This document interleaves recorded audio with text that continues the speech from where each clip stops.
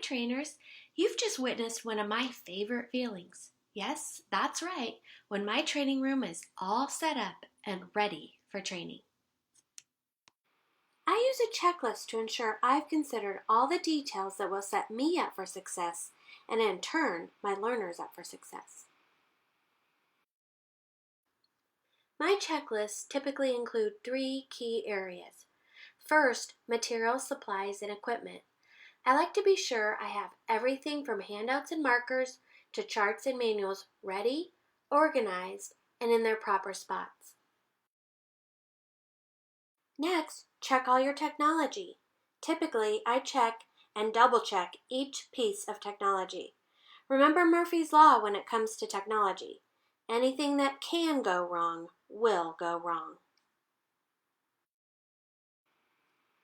Finally, ensure a quality learning environment by reviewing all the logistics in the training room, such as comfort and space and visibility for all participants. And that's my tip of the day.